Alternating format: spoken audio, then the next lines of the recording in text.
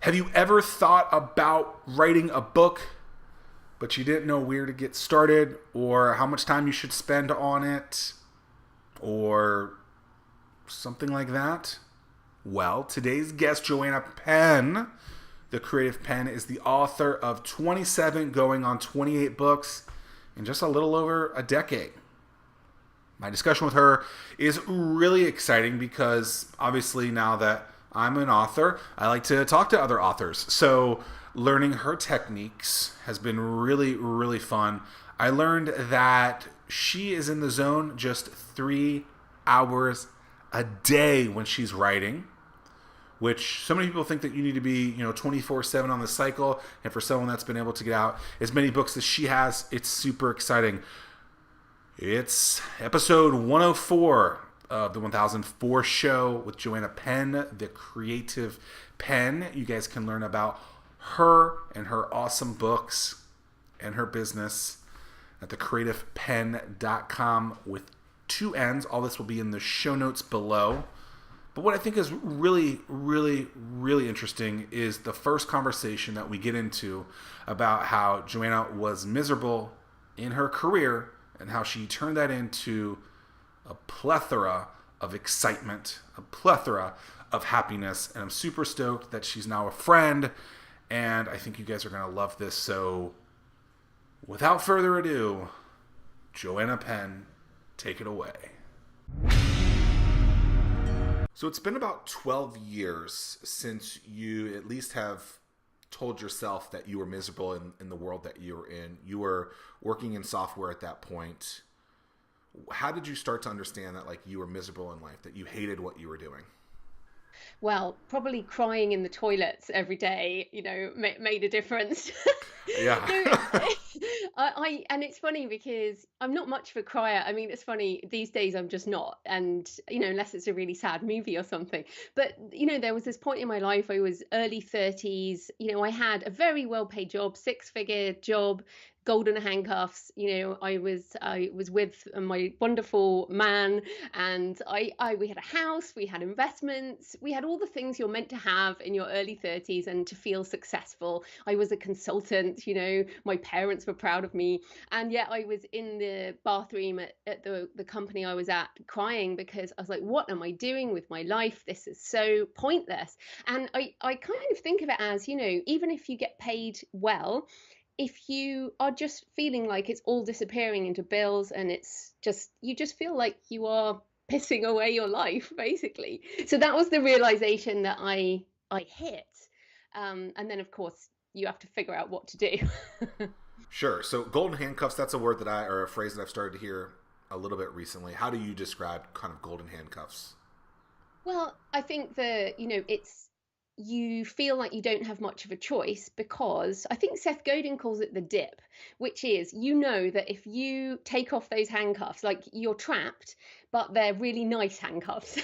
And if you take them off and you will have to go into this dip where you're not making as much money. So I was implementing financial systems into a large mining company at the time, and not the most creative of jobs. As I said, I've been doing it for 13 years. And once you've been doing anything 13 years, you tend to get paid quite well.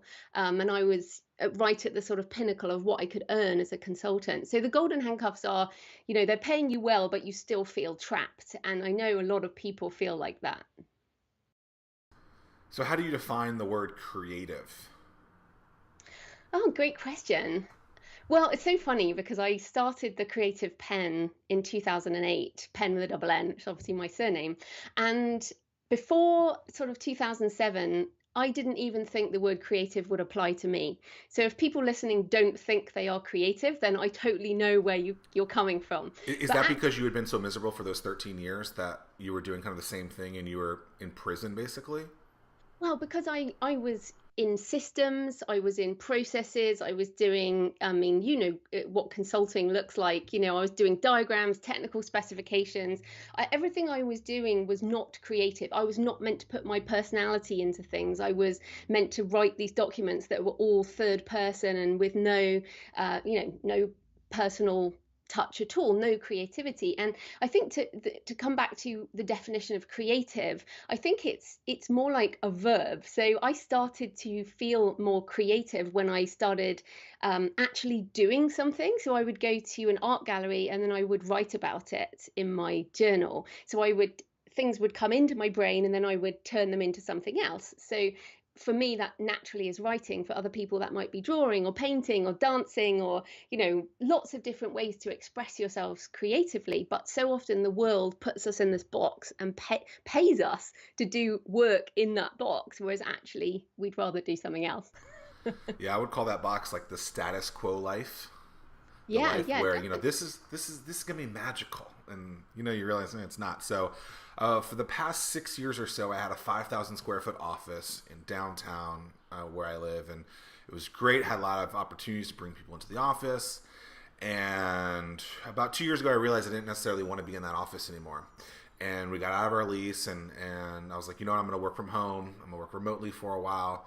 And over the last 2 or 3 months, I've really recognized that I felt like I was in prison.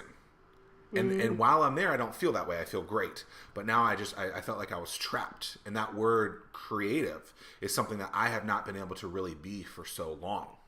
And so Mm. it's important, I think, to kind of change things up early and often so that you can be the best you all the time.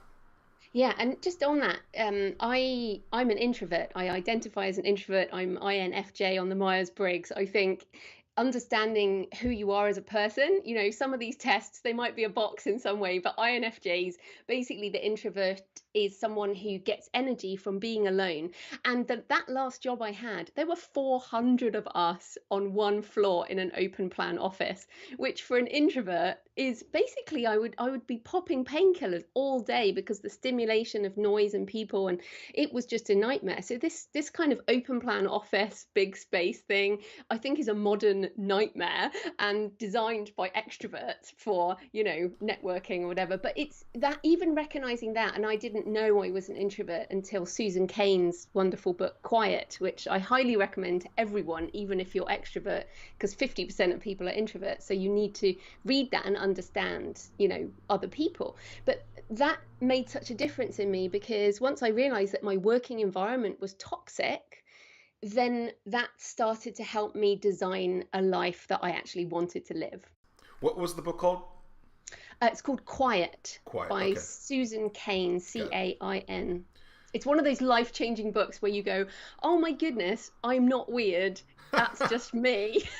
So I do a on top of this, I do a daily Facebook live show, or every weekday show. Wow, And that's amazing. it's like 5 minutes to 30 minutes just to connect with my followers. It's been a lot of fun. It's a newer thing. And I have like a book full of like topics that I want to talk about.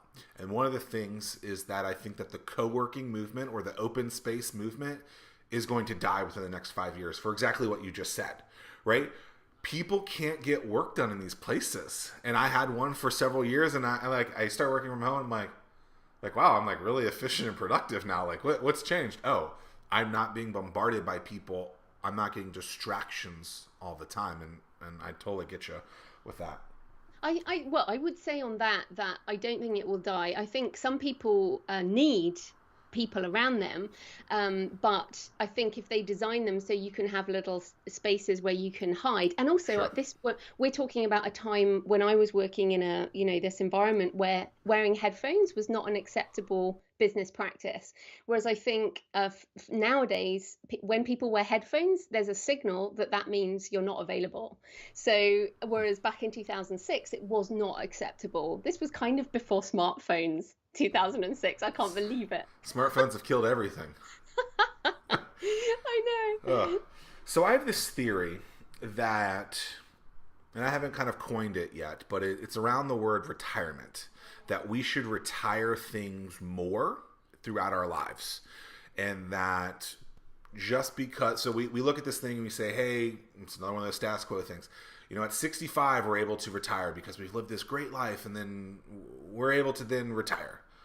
I think that we should retire the systems or events or careers that we have often throughout our throughout our lives so that we can continue to be creative. And so I've hosted like 1,000 events in my life. Some of them were just small meetups. Some of them are big conferences. And almost all of them now, I have retired them in their prime so that I can go on and do different things. And so I don't know if the word is actually retirement is the right word, but that concept of constantly evolving and changing the things that you're doing in your life to make sure that you're constantly being creative. Is that something that, it sounds like that's something that you kind of live by yourself? Yeah, I think you have two concepts there. I think the word retirement has so much baggage. I'm a word person, and to me, retirement does not exist. I mean, I'm Gen X. Are you millennial? You got a bit older. I am technically a millennial. I was born in 1984, so You are a millennial. yeah. Okay, so But I don't act like a millennial because a lot of the things that they do I well, that's so despise. funny because I'm Gen X and I act like a millennial, so we could just swap. But it's interesting because I think the millennial generation understand there is no retirement. Like my dad, who is a boomer, had a government job, is paid a government pension. These things don't exist for us, whether you're Gen X or millennial or whatever. Most people listening under 45, it's not going to happen. This 65-year-old retirement, live off whatever. But what we can do, what is amazing, is build a life that you want right now. So I see myself being a writer, writing books, creating things until the day I die. And or well, hopefully my brain won't go first, but I fully intend to do this for the rest of my life. And the amazing thing about an intellectual property based business, which we can come back to, is that every year I make more money because I have more intellectual property assets that are making me cash. So that's something very interesting about that word retirement, which is this idea of doing something you love, which we can do now. And your other thing about saying no and retiring stuff along the way is really great. And I think when you first start out with a small business, so many people listening, maybe they're doing a side hustle, maybe they have a business, you say yes to so many things because you're just getting started. And then you get to a point where you're like, oh, I have so many people asking me for stuff and I have to start saying no. And that point at saying no is what you're talking about, I think, of going, okay, I'm now going to say no to doing that thing again because it hit its peak or it's time to do something new. And it's funny because I see you're a speaker and I've been a speaker for 10 years and I've just decided 2019, I'm done. I'm not, I can reach more people on a podcast or on YouTube. I can reach 15,000 people on a Monday morning, with the podcast, which is so much bigger than what I can do in person. And when I speak, I am so tired, so exhausted that I end up with a migraine, and it doesn't physically serve me, partly because of the introvert thing. So these two things really balance, which is live the life you want, but remember to say no to the things that might not serve you. Do you think that those speaking gigs you needed to do during the time to help grow your following though? Absolutely. And I'm really happy. And basically, I think I also hit the top of what I wanted as a speaker. Now, I'm not saying I will never speak again. I'm just saying that right now, 2019, I'm not planning on speaking and I've said no to speaking engagements. But I mean, I'm sure Copy Blogger, Brian Clark's site. And I've learned from that site since I started online in 2008, really, 2007. And I spoke at their conference. And that was like, well, once I did that, I was sort of happy that I'd hit my goal of being a speaker. Big stage, bright lights. Of course, I'd say yes to a really amazing opportunity. But for me, now I need to say no to the things that don't grow my business and don't make me happy with my life. But yes, I absolutely have done it for years. And Wait, it's it's been like you hit the peak of the summit. You hit the mountaintop, and you're like, well, what's next? And so, yes, for me, sure. I mean, there But are isn't that obviously what's important though, right? So sorry to jump exactly. you off. Like it's about what's best for you. It's what you want, not what the world wants. And I think that's something that people really have a hard time like understanding. It's like I care about what other people think, but this is my life, and at the same point I really don't care what you think. And so it's like I want to do the things that I want to do, and I don't really care that you want me to do this certain way. That's not what I want to do.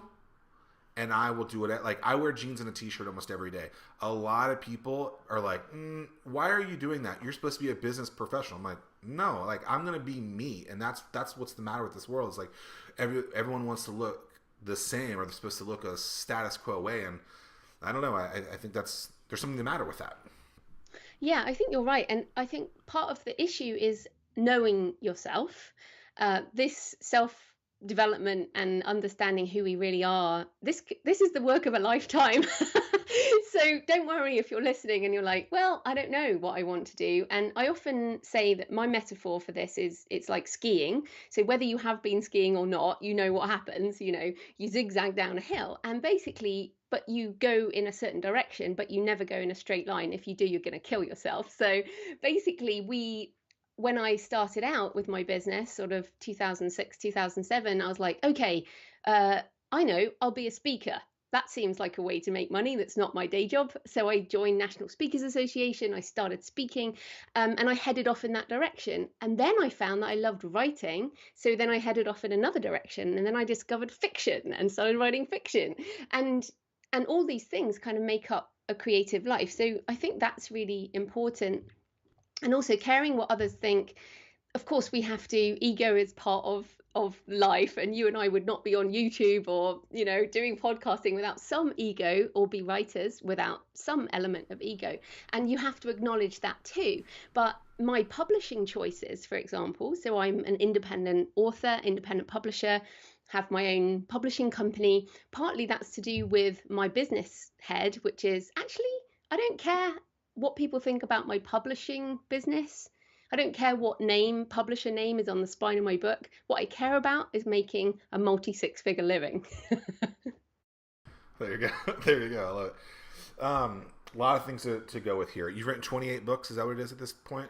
I am just right now writing the 28th, so very well done there. How long does it normally take you to write? Is there an average kind of time frame? It totally depends on the size of the book, if it's fiction or non-fiction. So for example, a first novel in a series, I like Map of Shadows, which was my last novel, took just over a year because it was the first in a series. But when I write the second in that series, it will be a lot quicker. It will probably take 3 or 4 months because I know the characters, I know the world, I have an idea of the plot. And then non-fiction, it will depend whether it's a big one or a small one. So the one I'm writing right now, which is How to Write Non-Fiction, it's quite a big chunky book. I'm probably on the 3rd month at the moment, and it's going to go to the editor next week. So it really depends. When you say 3 months, for example, and I'm just trying to deep dive onto that, is that full time, 40 hours a week? Is that a couple hours a week? Like, what do you think that is? Well, okay, so I want people to understand that writing a book has several parts to it, but the generation of the first draft is the really big bit. Now, you've written a book. As we speak, it's not out yet, but the generation of the material is tiring. So for example, this morning, I was at the cafe at 7 a.m. and I work on my first draft between about 7 and 10, and then I go do some exercise. And for me, 3 hours max a day of real hardcore generation of first draft material or editing, and then the rest of the day I tend to spend doing the other things involved in my business, which are publishing and marketing and all the things you need to do to run a business, which you know all about. So for me, I think that the big difference is, and the metaphor I use here is Michelangelo's David. So hopefully everyone can picture in their mind David with his lovely physique there, standing in Florence. Now, when Michelangelo said he saw David in the block of marble and carved away the marble so that he would emerge. And what I say is, as writers, we have to create that block of marble first. And once you've created the block of marble, then the editing process is turning it into David. Interesting. So 3 hours max to kind of while you're specifically writing or maybe editing. What have you learned to put yourself in the zone to get the maximize out of that? Oh, I can show the listeners. Love it. The viewers. Here we go. These are the Bose noise cancelling headphones, and they are my secret weapon. I basically listen to rain and thunderstorms on repeat through my noise cancelling headphones, and I work at a cafe, as I said, away from my business desk. And I think this is really important. So when I'm writing a novel, for example, it's very different energy than talking to you right now. And this is the reason I write under several names. So you're talking to Joanna Penn, but my fiction author name is J.F. Penn. My middle name is Frances. And that other side of me, I have to get into that zone in a different way. So I create using the headphones, and then that kind of sends my brainwaves into the right pattern. But also, this is my job, and this is very important. Where I was in 2006 was quite different to where I am now. And I want people to understand, I left my job in 2011, so I've been full time since then. But the life I live now is quite different. Use the word or the phrase pissing away your life, and that's how you started to really understand that. How do you know that you're not pissing away your life right now? Because I love it. Well, how do you know that you love it? So like, and people have questioned me too. So like that data point that I want to track is similar to you, like love life, be happy. But they're like, well, how do you track that? Because there's no number associated with it. I'm like, well, yeah, well, I know when I was miserable. I know what that was like. Going to the bar every night because I didn't want to go to work the next day. So how do you know that you're loving this, and when that's a hard thing, I guess, because you're tracking an emotion, not necessarily a data point. Well, I have a data point. Okay. Behind me is my books, right? I measure my life by what I create. I literally do measure my life by what I create. And every year, my goals are around the books that I'm putting into the world.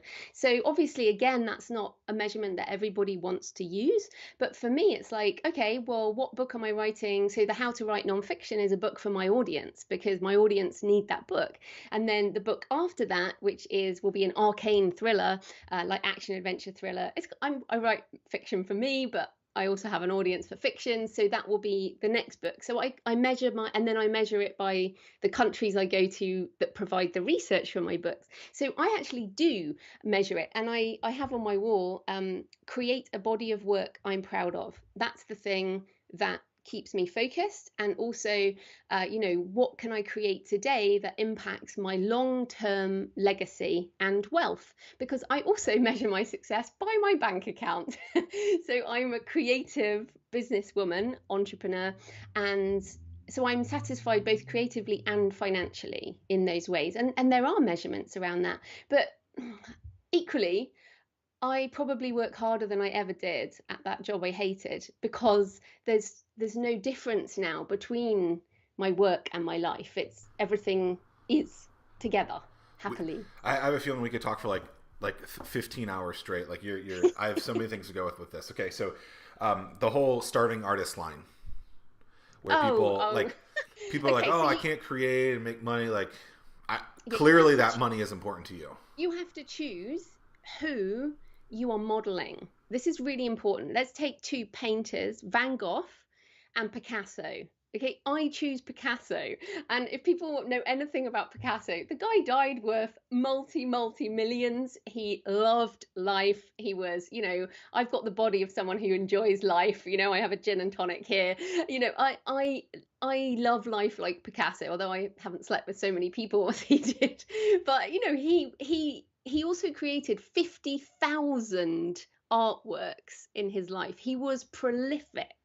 And I actually went to a Picasso exhibition last week about 1 year in his life and what he did in that 1 year. So to me, whereas if you choose a Van Gogh, although obviously he had some mental health issues, that's where the starving artist comes from. And you also have to choose what you're writing and whether you're focused entirely inwards or outwards to an audience. So, like I said to you, How to Write Nonfiction, I'm writing for my audience. I'm enjoying the writing. I love the creative process, but it will sell because I have an audience that I've built up for 10 years.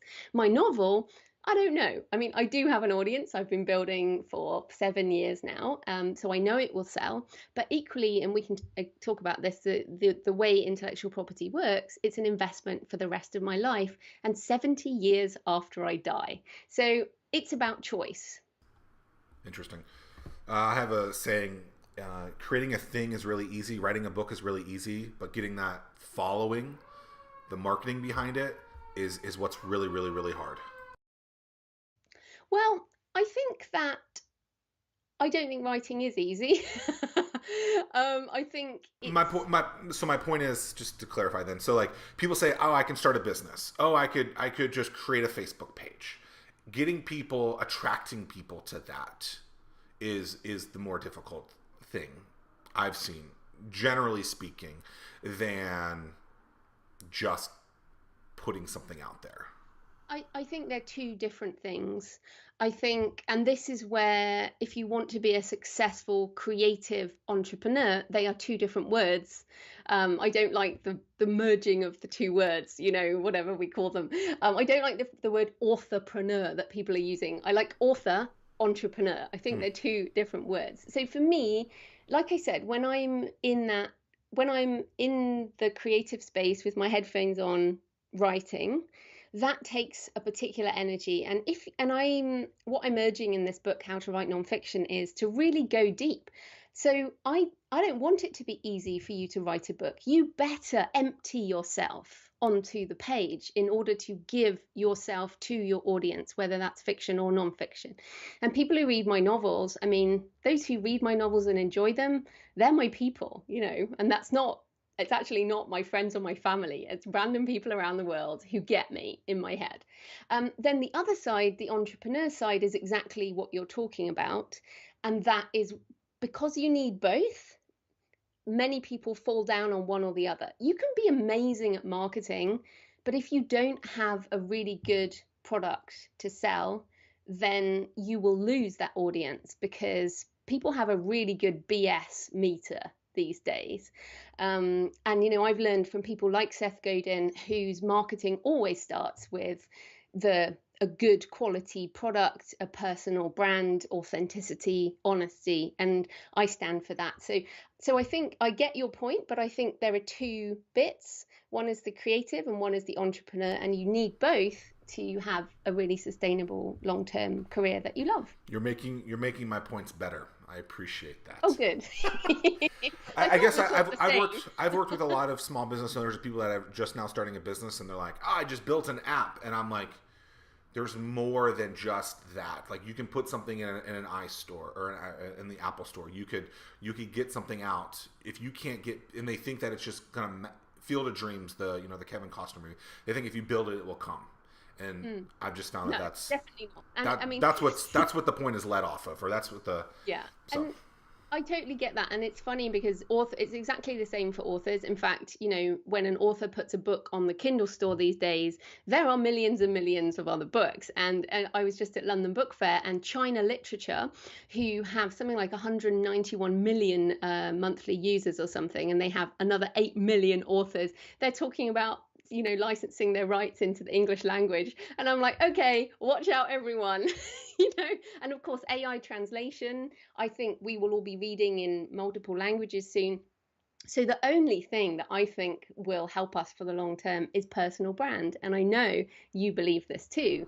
Your book Anomaly will is talks about that, about standing out from the crowd, and that is something that I think is so important. Whatever you're creating, do it because you're you. So I think many people are like, oh, here's my app or here's my book, but I'm going to stand away from it. Whereas what you and I are doing here is, this is us, this is me and this is you, and we're real. So to stand out from the bots these days, this is what we have to do. I love that word you used, authentic. It's so powerful. Intellectual property asset, is that what you called it?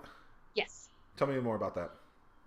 Okay, so really, really important, and in fact, I have I have here on my desk because I keep it handy, the copyright handbook, which I keep handy because what people tend to think when they create a book, and I haven't got one right handy, but my book's behind me. They think one book is one book, but it's not. Okay, so your book, let's take a book, can be licensed in multiple ways. So, for example, you could do a print book in English. You could do an ebook in French sold in France and Belgium. You could do an ebook in French sold in Canada. You could do an audiobook in Arabic that's sold in the Arabic world. You could turn it into a multimedia course. You could make a documentary on Netflix that you can, there are so many ways that you can turn your intellectual property into multiple streams of income. And copyright law is where it all stems from. And again, this creative entrepreneur mindset. If you don't learn some of these words and language around what we can do, you're not going to fill in that entrepreneur piece. So that licensing, that rights licensing, is so important because many authors will just sign a contract for world rights for the life of copyright, which, as I've mentioned, is 50 to 70 years after you die. And that will go on the balance sheet of the publishing company unless you have your own publishing company. So this is the thing, if you understand intellectual property rights and rights licensing. So I've licensed some of my rights.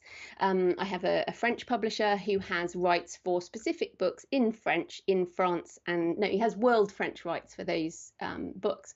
So this is the thing, when you look at how you can cut up your copyright, it becomes incredibly powerful.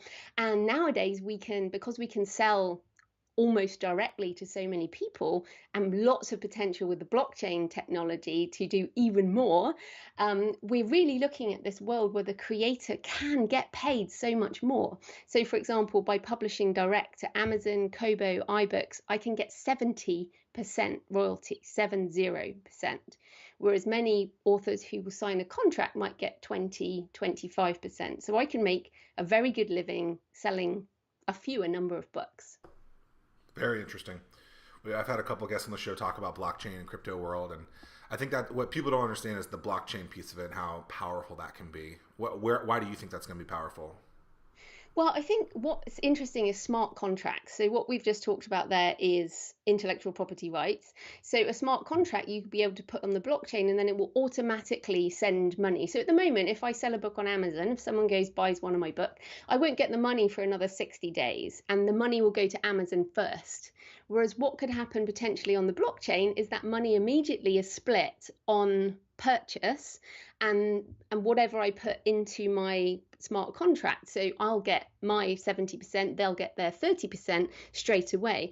The other thing you can do with the smart contracts, and I'm not so much into this that I can talk about it in technical detail, but you can do things like code in resale. So at the moment, we don't have resale of ebooks. They don't really, they don't exist as individual things, but this could be a way that we could do resale of ebooks, which to me would be amazing.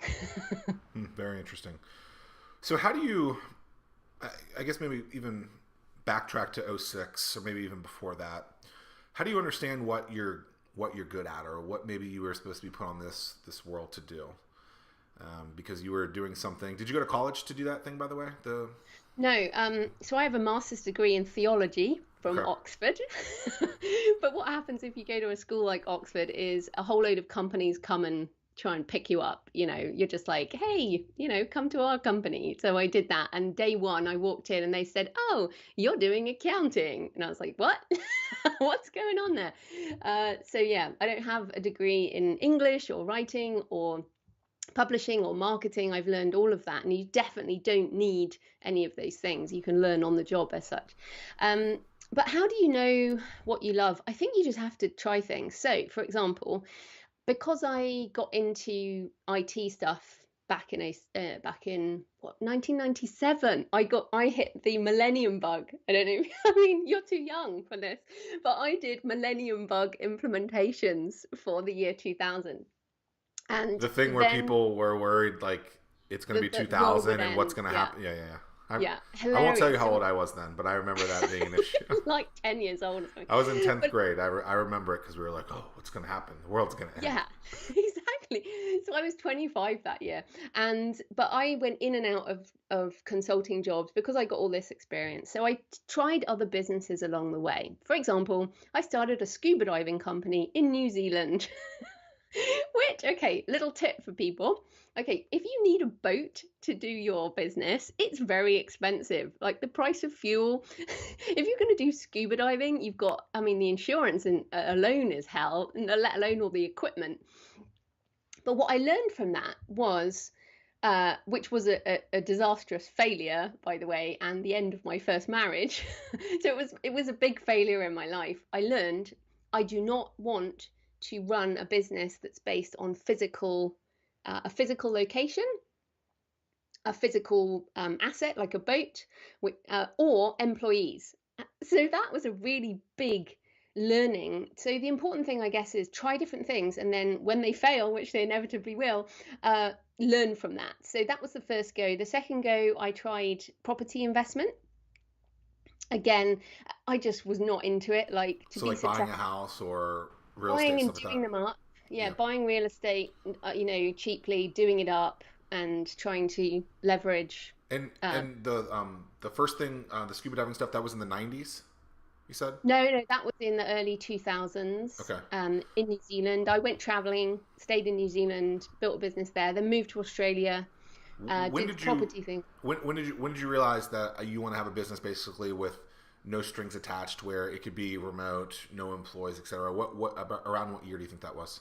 Well, that was really after the property thing. So Okay. the property, I just realized, do you know what? It's not just the boat thing, it's also a physical, like even if you're invested in property, there's still a physical asset that you have to manage or pay someone to manage and get tenants. And I just didn't care about different types of paint, which you really have to care about if you're going to do that. So that, I guess that's my other tip. Like you have to know what you care about. So what do you read for fun? I read constantly about the publishing industry. I read like 5 to 10 books a week. I'm a massive reader by audio. I devour books on my Kindle. I have massive books everywhere. I read and read and read, and I love this industry, and I do it for fun. So that will give you a clue. Like, do you sit there and read the property press, and if you do, then awesome, go for it. But so you've got to learn to sort of listen and watch your behavior and what turns you on. Like, what do you love talking about and reading about when nobody else is watching? In a good way, not a dodgy way. But it's so that's, I think, really interesting. And then after that, so this was probably 2006. This was around 2006. I was like, oh my goodness, I failed again. The property thing is just, I just don't like it. What do I do now? And that's when, amazingly, I mean, the timing, whether it was the timing or not, but that's when the Kindle started. That's when the iPhone and the Kindle were both launched in 2007. Tim Ferriss' 4 Hour Work Week came out 2007. Jack Canfield, The Success Principles, 2007. So that year was a really big year for me. And then I wrote my first book and started my site, The Creative Pen, in 2008. I call a couple of things here. So compound interest. So we learned about this, growing up. Like put money in the bank, and it'll be worth more tomorrow than it is today. The internet is basically the same thing. And if Absolutely. you don't start, like someone else will, and those people that you just mentioned, and it's 2018 now, so it's 14 years ago. Like, not a math It's major like here, 11 years, but but who's counting? yeah, I don't know what. Yeah, 11 years. We will release this in 2022 now, so that number will be correct. But I think it's important. It's just get started, and it doesn't matter how pretty that thing is either. Another thing that you were talking about with know what you love. This is a part of the book, my book, and it's a kind of a couple part piece, but it's like take an inventory of your life for like the next 7 days or so, and that means like document everything that you do. So the things that you're doing, then kind of put a rating as to like what are your feelings during that time. It Mm. can even get like super granular as like what are you Google searching, what are you watching on Netflix, and not just like I'm at work. Well, that's not enough because you're probably miserable at work.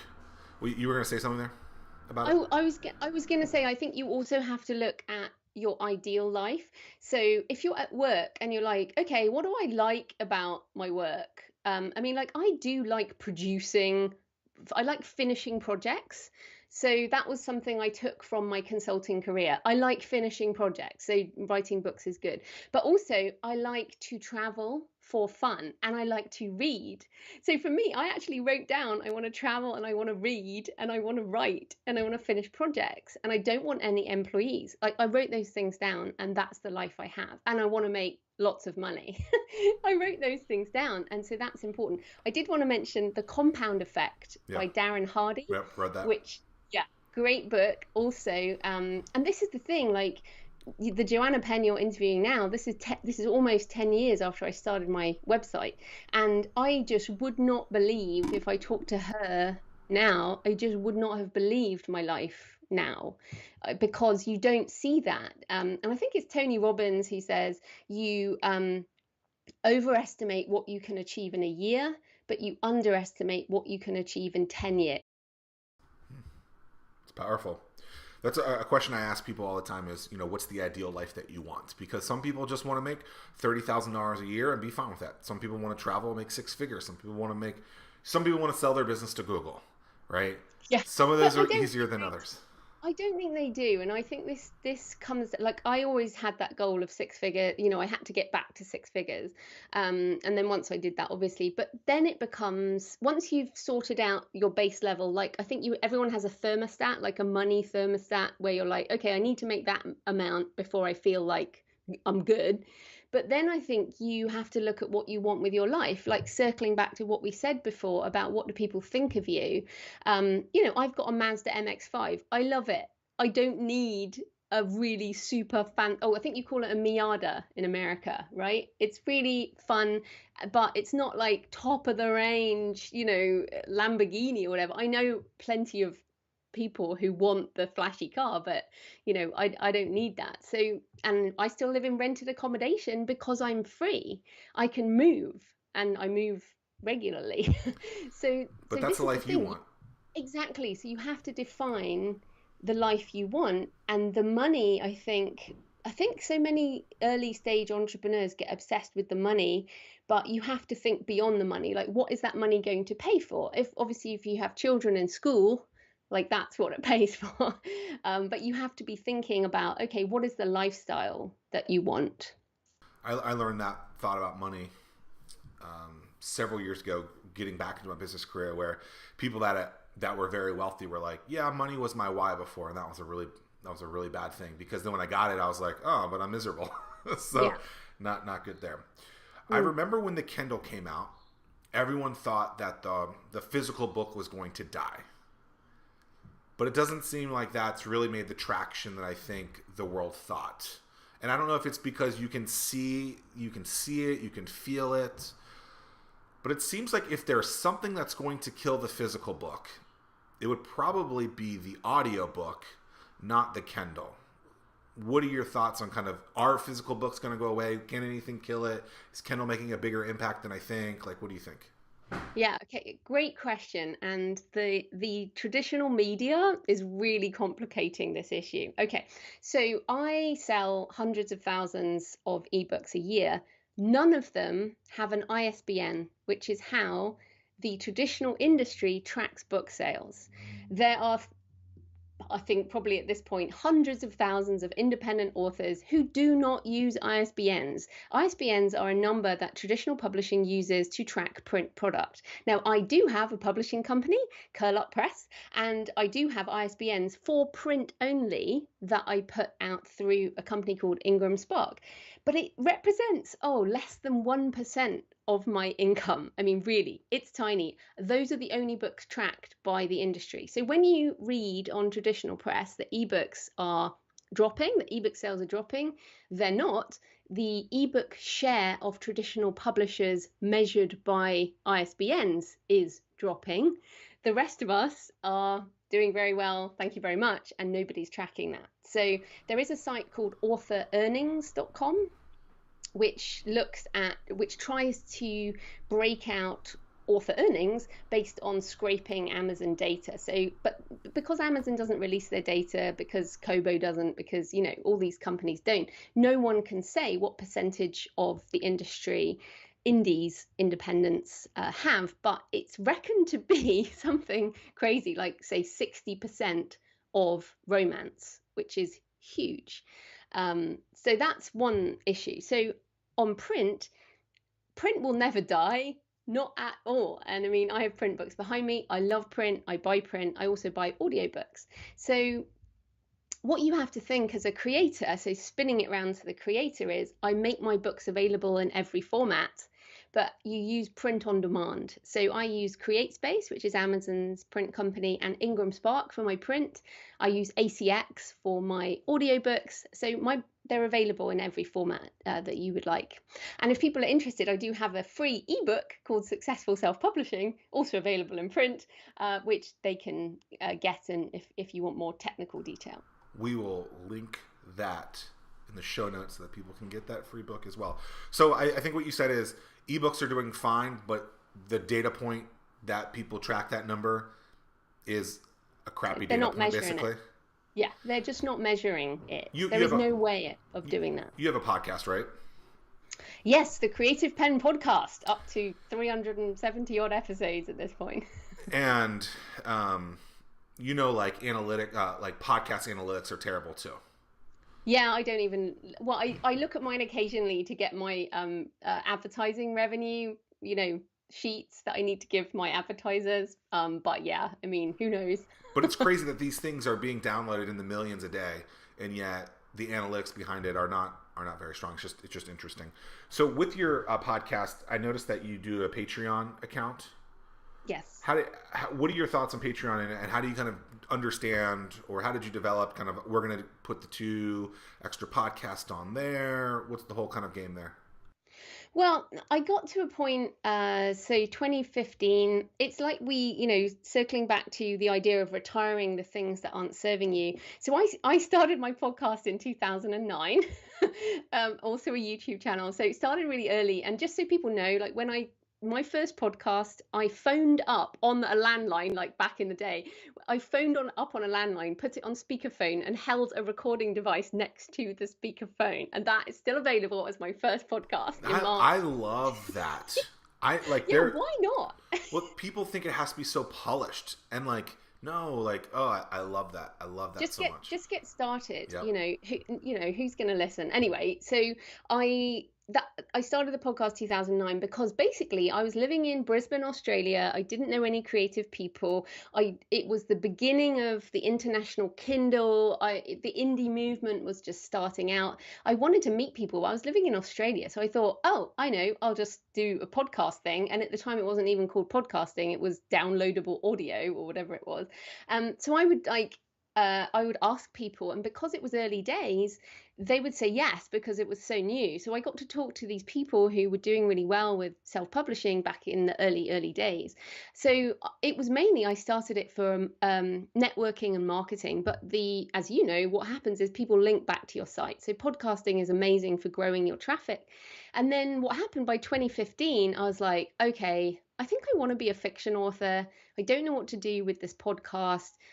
I don't really know how it fits into my business model, and it's costing me money to my downloads were getting so much. I was paying hundreds of dollars a month in hosting charges, which I use Amazon S3, so it's the cheapest pretty much hosting.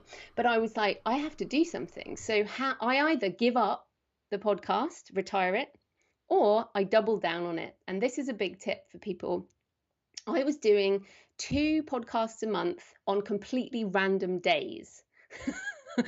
So what I said was, okay, I'm going to go weekly. So either I'm giving it up or I'm going weekly and making this a habit. So I ended up going Monday morning podcast, and I added on corporate sponsorship from companies I have relationships with, and the Patreon for people who really just, because people started to say, oh, I don't really want to buy your books, but how can I support you?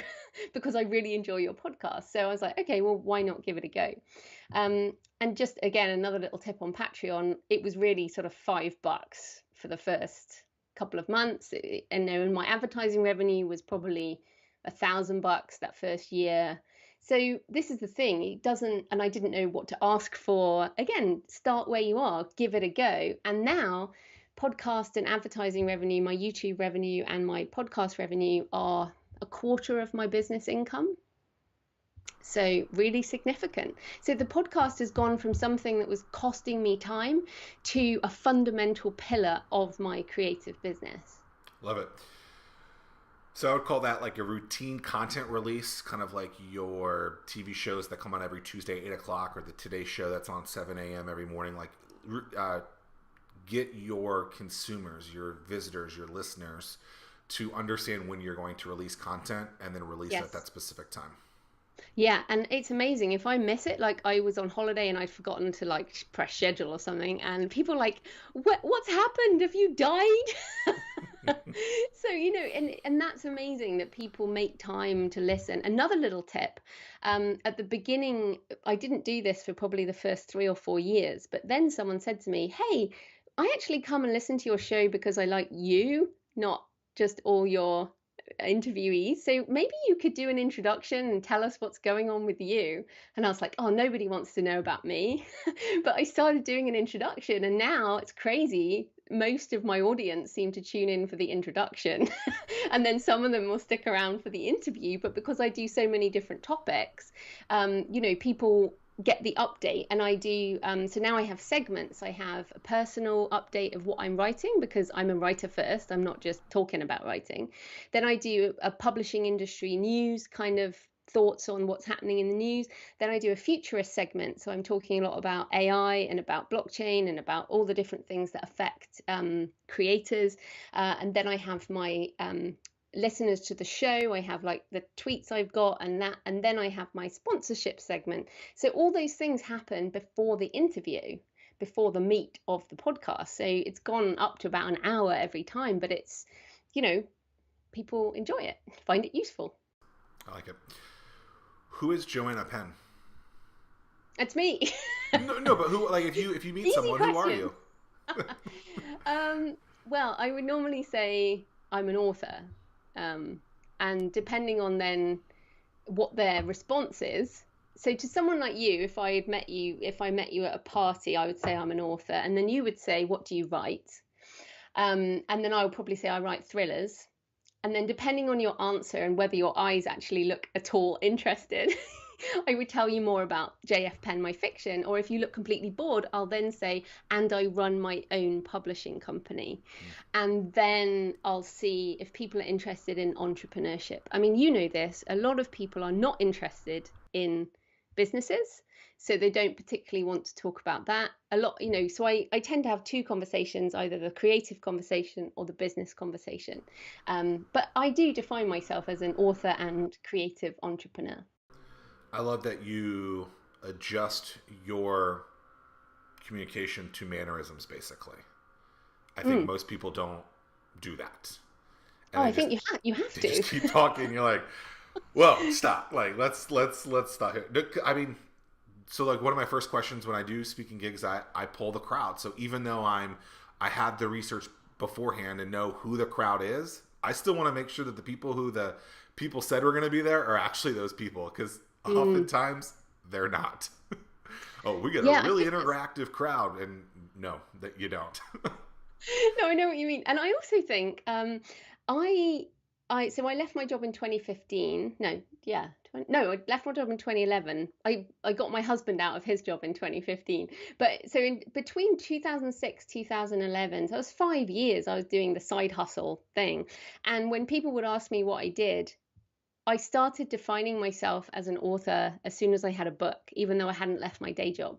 So it's that fake it till you make it type attitude, because I didn't want to talk about my day job. My day job didn't define me. So this is a really important point. If you're listening and your day job does not define you, then start doing something else and introduce yourself as that.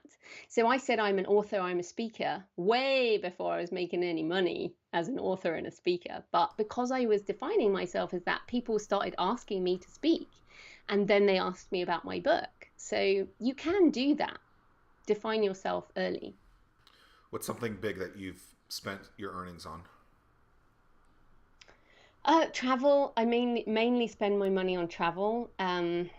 I love traveling, and also most of my fiction is written from my own travels. So when people read my books, they get a lot of in-depth stuff about all the places I've been, and my emotional reaction to place is really important. So Map of Shadows, my last novel, is about Bath, where I moved to a couple of years ago, and it's about cartography and walking through maps, because I love getting to the place, but I don't like the plane. So I was like, what if I could walk through a map? Oh, that's a good idea for a book.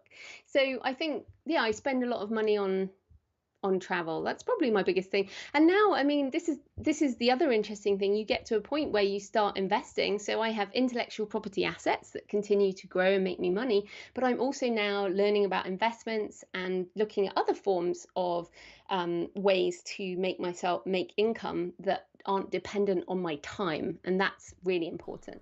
Love it. So I have recently, growing up in high school, I was a really, really good swimmer. I recently have gotten back into the pool. I have an iPod Shuffle that's waterproof, and so I can swim laps, listen to podcasts. I recently did my first book. It was Bob Berg. I don't know if you know him. He wrote the Go Giver, which is Okay, a yeah. super popular business book or self-help book. And that's not the book I read. I read like his fourth book in this edition. It's called The Go Giver Influencer. It's a pretty good book. I enjoyed it. But I want more now. So I'm gonna buy one of your books. I'm gonna buy a thriller though, because I don't want to do a business book while I'm swimming. I'm gonna do something crazy. Get my my heart rate up. So what thriller book of yours should I read? Okay, so this is another thing about learning about the conversation. So then I have to ask, so what thrillers do you enjoy, or what movies do you enjoy? Because that will help me recommend a book. Well, I have 17 novels. I mean, come on, I can't just all right. recommend one. Okay. Let's look at my Netflix account so I can see what I've watched recently. Or like what? Because it's funny because I did Okay. a So my favorite TV show of all time is Lost, right? But I don't think that I'm a sci-fi type of person. A lot of people think that okay, sci-fi is that. yeah, So Westworld is interesting. okay. Stranger Things is interesting, but I don't like the sci-fi aspect of it. You don't I like like sci-fi. I like I like stories that go super deep on a lot of individuals. So I think they did that on Lost, where they kind of Yeah. explain a lot of character development. I guess is what it's called. Okay. Well, Um, then I am gonna go with either Risen Gods, okay. which is it's a fantasy thriller set in New Zealand, but it goes that Westworld, Stranger Things, Lost, definitely a little bit weird. Or Map of Shadows, my latest one. You know, I think you've definitely got a touch of fantasy there in those three. Yeah, yeah, I Um, know, yes. but I don't love it. So Risen Gods or Map of Shadows would be probably for you. If people listening, if you like Stephen King, then Desecration is my darkest book, and where I learned to stop self-censoring. So that's probably my darkest book. And then my arcane thrillers, if you have a sort of Christian fantasy angle, then End of Days, which is about the apocalypse, Boom, clearly. boom, boom. Ooh. But I think this is really important because I love having two different names because I get to play with my fiction. You know, I just have ideas and I write them down and it's all good. And then I come back to how to write a non-fiction book and be kind of mature Joanna Penn. What I think why this is sustainable for me for the long term, and you know, like circling back right to the beginning about how do you know what you like what makes you enthusiastic and talk as fast as I do, because I love what I do so much. But if I only had one, if I was only a fiction author, I don't think I would make enough money to satisfy the entrepreneur me. And the non-fiction side, if I only did that, I would get bored. So I need both, and that's what you have to learn about yourself. What can you bring into your life to satisfy all those different parts of you? So, where can people find you online? What's the best place to get in contact with you? Fantastic. So my website is thecreativepenn.com, pen with a double N, and that's also my podcast, The Creative Pen Podcast, and my YouTube channel and my Twitter handle. So you can always find me there, and my fiction is at jfpen.com. There you go. How hard was it for you to figure out to do the creative pen with everything? With everything, it was really hard. It was my third website. Another big tip for people: do not do a website with a URL that hems you in.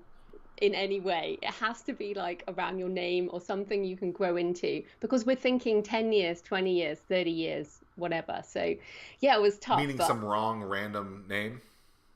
well, some people are like, we'll have like, I'm in the self-publishing space, and people would put the word self-publishing in their URL, and that is not what defines most of us as writers. So even if you were into that at the time, what if I had done non-fiction writer pen or something, that would have really defined me in one bucket. So I think your name is always um, a good way. All right. Many of you guys know that I've worked with thousands and thousands of startups, early stage businesses, and mature businesses. And one of the questions I get all the time, and I'm getting a lot right now, is I need a website or graphic design work, but I really don't know who to turn to. And here's the answer: Arc4. ARCPHOR. It's a hard one to spell, so I'll have it in the show notes so you guys can find it. But like me, Arc4 is a company that has worked with hundreds of businesses, entrepreneurs, and startups, and they get it. So many people will say one thing, and they're really just trying to take your money, your hard-earned money, and then you're unhappy. That's not what you're going to get with Arc4. It's a company that they really do truly get it, and they know how to take care of their clients, and they aren't in the business of just selling you the things that you don't need. They'll tell you, hey, this is not going to be smart. You're going to waste your money, and then you don't have to spend as much money on something like that. So it's a great company, and they are in the business of making you look great, providing you with the tools that you need to generate revenue and sales for the long haul. It's who I trust to manage my websites, and you should too. So if you're looking for graphic design work or web development, Arc4 is the place to turn. Head to Arc4. I don't want to spell it again, but you guys can find that in the show notes, but arc4.com, and use Zach, Z-A-C-K, for 10% off. Just mention my name, but you have to spell it right, because if you spell it wrong, you're going to have to pay 10% more. All right, back to the show.